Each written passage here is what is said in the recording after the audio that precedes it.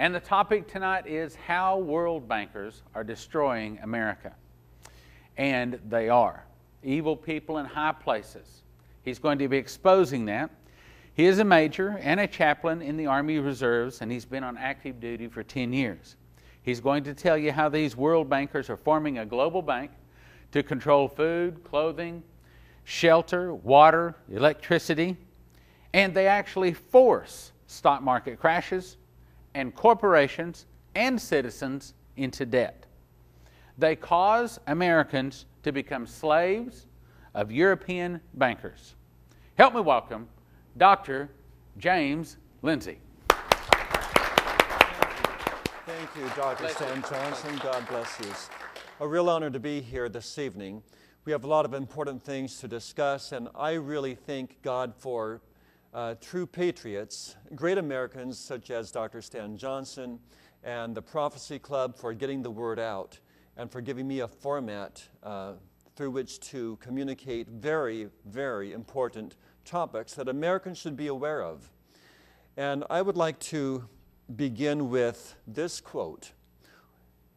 In the absence of the gold standard, there is no way to protect savings from confiscation through inflation. There's no safe store of value. If there were, the government would have to make its holding illegal, as was done in the case of gold. The financial policy of the welfare state requires that there be no way for the owners of wealth to protect themselves. This is the shabby secret of the welfare statists' tirades against gold. Deficit spending is simply a scheme for the confiscation of wealth. Alan Greenspan, 1966. I would like to share a series of photos from Iraq by way of introduction. And these photos I'm using simply as an illustration of something taking over America. Now, while you view these photos, I will be asking a series of questions and making a series of comments only to get you thinking about certain issues as the world bankers are taking over America. First photo. Here's a sandstorm, 26 April of this year in Al-Assad, Iraq. There's a wall of sand traveling at 60 miles per hour coming toward this military installation that we have. Iraq experiences 911 like this often. Iraqis are used to it.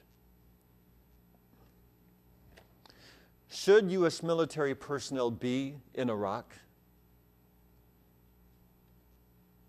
Is there an ethical connection between Operation Iraqi Freedom and 911? Why are U.S. military personnel in Iraq? Is Operation Iraqi Freedom breaking the back of the middle class? Our presence in Iraq costs the American middle class $8.5 billion per day. Why does the Federal Reserve Corporation want us in Iraq? What do they want? Who determines foreign policy? The Council on Foreign Relations, the Federal Reserve System, and who pays? Why? $1.2 trillion in U.S. gold was shipped abroad recently. It belonged to you. Congress bankrupted the U.S. Treasury in 1933 and gave all your gold to the Federal Reserve System. We're heading toward a global bank as soon as the Federal Reserve System owns your assets. The U.S. has been conquered. Americans don't realize it. God be with you.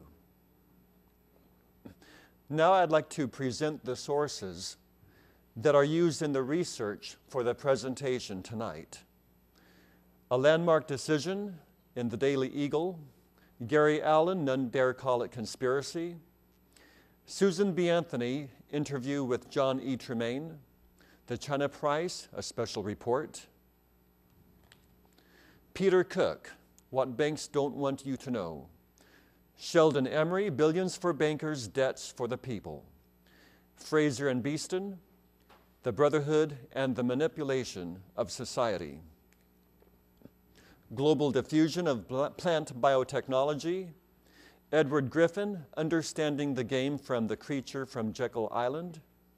Henry Mark Holzer, How Americans Lost Their Right to Own God and Became Criminals in the Process. The Federal Reserve Fraud from BibleBelievers.org, and again, Tremaine with Anthony's interview. Edwin J. Vieira, Return to Constitutional Money. And here's an overview of what I'm discussing tonight. First, we'll discuss a history of our economy, then Federal Reserve Corporation. We'll talk about communism and inflation and interest. Let's begin with a history of our economy. We'll talk about the trends. Sheldon Emery states that in 1901, the national debt was $1 billion. It stayed less than $1 billion until we got into World War I. Then it jumped, mysteriously, to $25 billion. The national debt nearly doubled between World War I and World War II, increasing from $25 billion to $49 billion. Between 42 and 52, the national debt increased to $265 billion. And in 1962, it was $303 billion. By 1970, the national debt increased to $383 billion. And between 71 to 76, it increased to only $631 billion. The debt experienced its greatest increase during the 1980s, fueled by an unprecedented peacetime military buildup. And by 1998, the outstanding public debt soared past $5.5 trillion. Emery, page 1. The share of this debt for every man, woman, and child is about $21,000. Last year, payments on the debts and taxes took more than half of what the American earned. In 1990, the average American worker paid few taxes and had very little debt.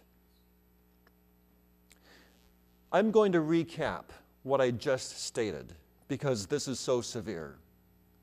Let's go to 1910, where our national debt was $1 billion or $12.40 per person. In 1920, the national debt rose to $24 billion or $228 per person after only 6 years of the Federal Reserve System's existence. In 1960, the federal debt reached $284 billion or $1,575 per person. In 1998, the debt passed $5.5 trillion or $20,403.90 per person. Man, woman, and child. Emery, page 3. If the present trend continues, the national debt will increase. It'll double in 6 to 8 years. By then, the interest alone will be over $400 billion annually. Today, we stand before the dawn of a new world order. Most of the revenue collected by the federal government in the form of individual income taxes will go straight toward the national debt.